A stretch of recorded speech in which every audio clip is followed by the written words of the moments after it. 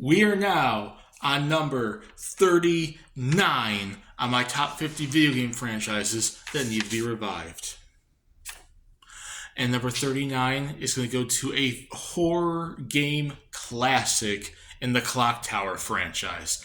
For those of you that don't remember what Clock Tower is, it was a survival horror, and in the early installments, survival horror point and click series made by Dev Human Entertainment and Capcom, surprisingly, because Capcom did publish and create one game in the Clock Tower franchise. But which is weird given all the Resident Evil stuff and all that stuff later on, and so forth, because that was after they made Resident Evil. But Clock Tower as a franchise, the first game came out in 1995, only in Japan, on the Super Nintendo in the Windows, surprisingly. I remember looking up, there's a PS1 version and a Wonder Swan version, but the original Clock Tower was a 2D, like point and click adventure survival horror game.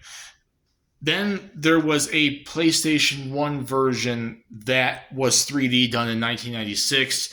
It was actually released outside of Japan, but outside of Japan it was released as 2. And for us, since we never, in Europe, never got the first Clock Tower, it was just called Clock Tower for us. And then Clock Tower 2, The Struggle Within, came out between 1998 and 1999 on the PS1. And then Clock Tower 3 was released on the PS2 in Japan in 2002 and the rest of the world in 2003. Capcom was the one that did and created Clock Tower 3. The rest of them was, like I said, Dev Human Entertainment. And it's essentially a point-and-click adventure game where there's usually some sort of killer chasing after you. In the first two games, or should I say the first two Clock Towers, the Super Nintendo one or Super Famicom one, and then the PS1 one, it's the Scissorman. And you have to pretty much just try to avoid him and do stuff to make sure you get out alive and don't get hit by his hedge clippers. And there's a different one I've never really looked into 2 and 3, but they have their own monster, their own villain creature chasing after you. So it's always some sort of survival, make sure you get out alive because some sort of creature, some sort of monster is after you type of franchise.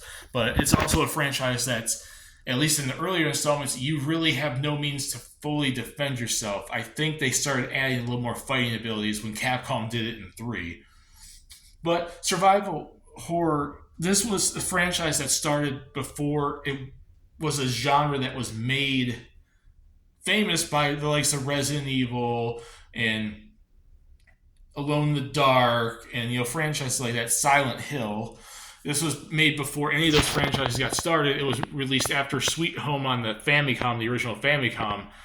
It was kind of in that middle ground, and it was a franchise that pretty much started the build up what survival horror franchises were, which then was solidified by Alone in the Dark and Silent Hill and Resident Evil and what what, so on and so forth. And it's been since 2002, 2003 since we've seen a game in the franchise. That is literally now about 20 years ago. It's been 20 years since the Clock Tower game. They've never released a remaster of any of these games, a remake of any of these games. I have no idea who owns the franchise anymore. I don't even know if Capcom still owns the franchise. But it would be cool to see the Clock Tower franchise come back. And that's why I made it my number 39 on my list. So put in the comment section what you guys think. Do you guys want to see Clock Tower come back? And if you do you think 39 is too high, too low, and so on and so forth? Discuss it down there. We have some fun. And see you all later in number 38. Bye.